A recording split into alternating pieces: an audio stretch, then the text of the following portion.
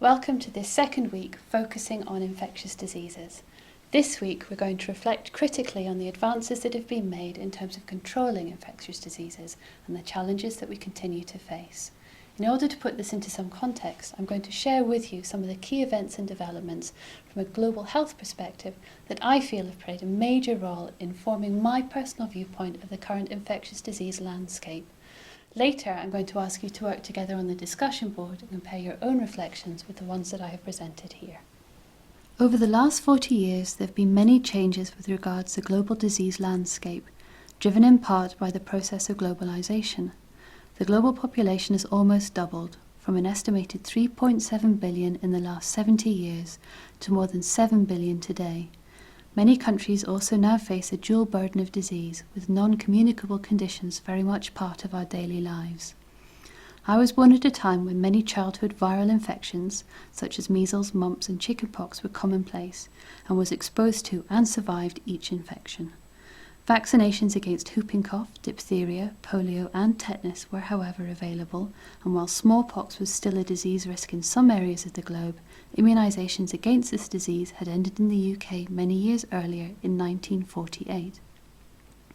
As we looked at last week, by the late 1970s many felt that infectious diseases could now be conquered, and that they were a relic of the past with no place in the 21st century. This story would suggest something rather different, with the first reports of the HIV virus being made in the early 1980s. 30 years later, around 34 million people are living with this infection, and almost 30 million more have died. Perhaps evidence enough to suggest that infectious diseases are not to be underestimated. From my viewpoint in the UK, the late 1980s was marked by the emergence of bovine spongiform encephalopathy, an infectious neurological condition in cattle that has been traced back to changes in the processing of feedstock. Consumption of infected meat has also been related to an equivalent condition in humans. This out-of-the-blue disease event affected the country's economy with predicted losses of many billions of pounds. Later on in 2001, an outbreak of foot and mouth disease would have similar effects on trade and resulted in the destruction of around 2% of the national herd.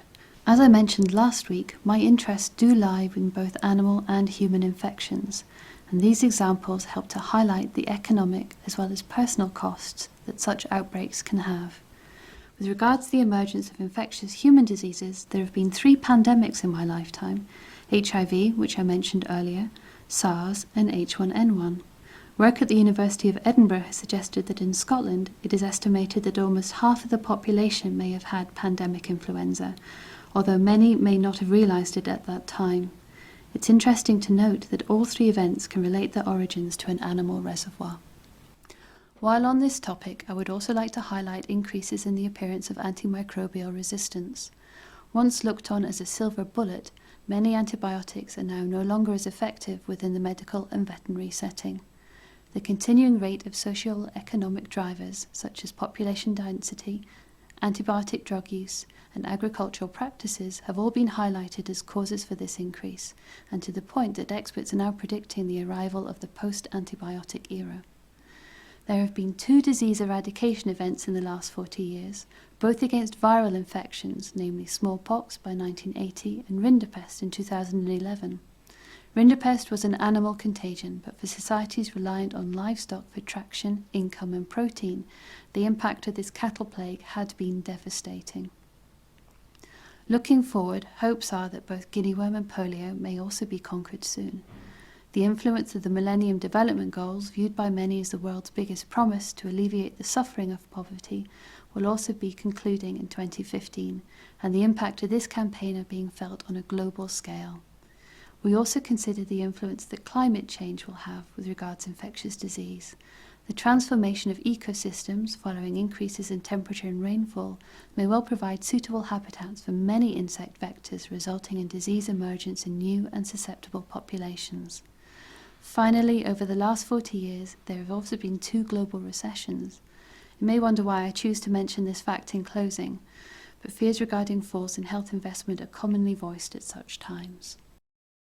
My impression is that the emergence and spread of the infectious diseases that we've looked at today is intrinsically linked to our changing lifestyle resulting from globalization.